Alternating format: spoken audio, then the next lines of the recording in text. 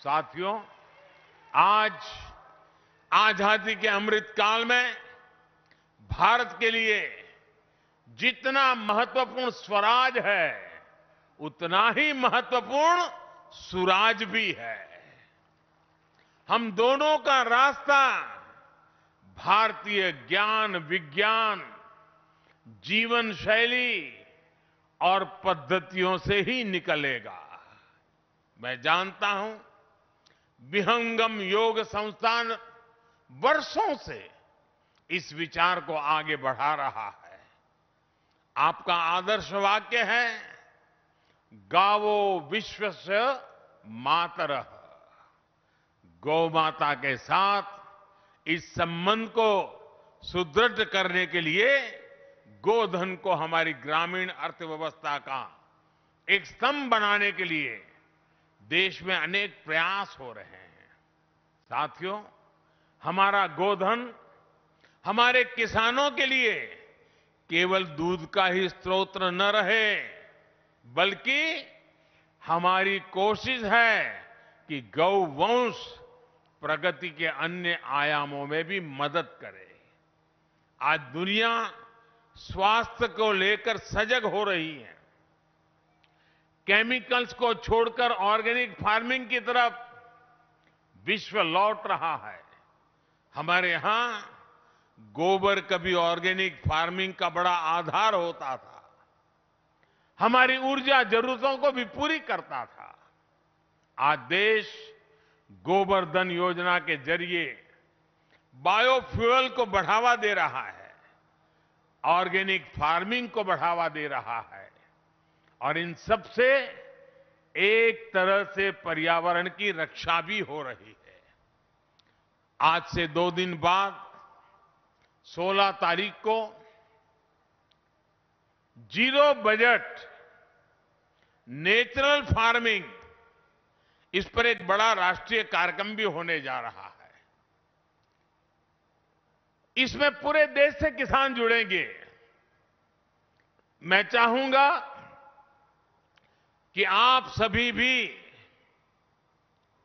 16 दिसंबर को प्राकृतिक खेती के बारे में ज्यादा से ज्यादा जानकारी प्राप्त करें और बाद में किसानों को घर घर जाके बताएं।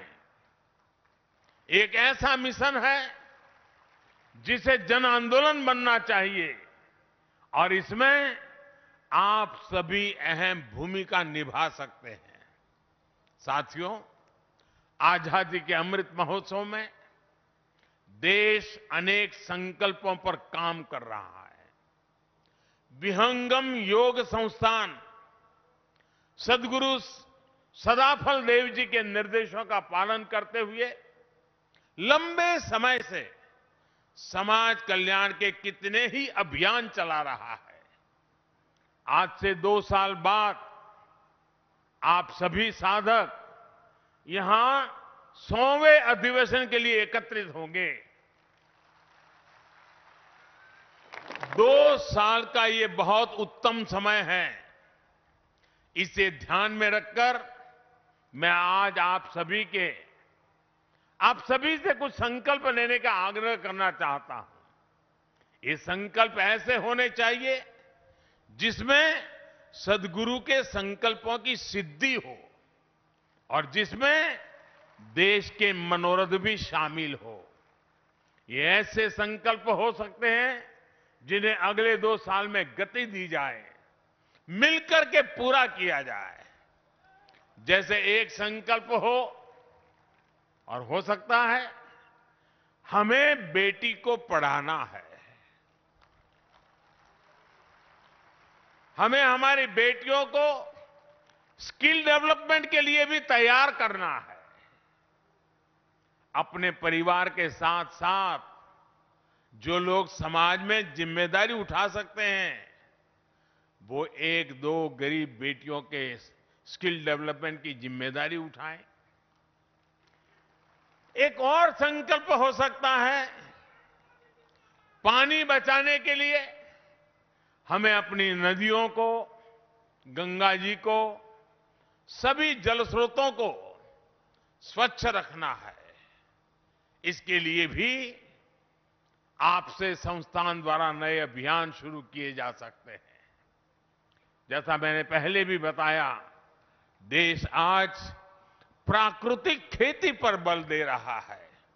इसके लिए लाखों लाख किसान भाई बहनों को प्रेरित करने में भी आप सब बहुत बड़ी मदद कर सकते हैं।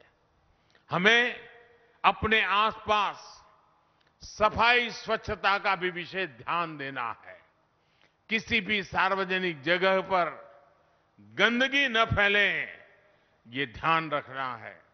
परमात्मा के नाम से आपको कोई न कोई सेवा का ऐसा कार्य भी जरूर करना है जिसका लाभ पूरे समाज को हो।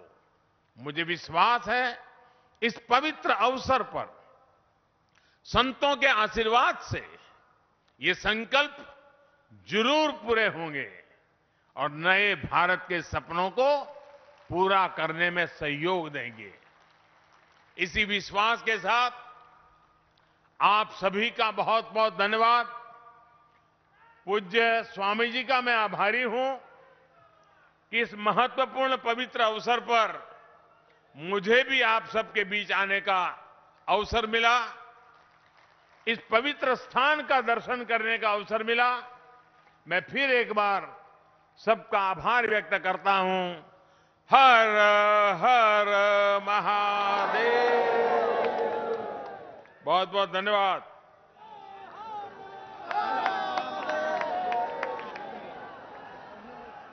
बहुत बहुत धन्यवाद माननीय, आपके प्रेरणादायी उद्बोधन के लिए।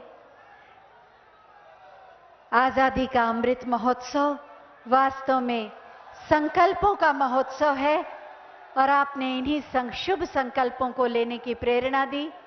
हम सब उन्हें सिद्ध करने का प्रयास करेंगे। इसी आश्वासन के साथ आपका बहुत बहुत धन्यवाद। जोरदार तालियों के साथ विदा दें माननीय प्रधानमंत्री जी को।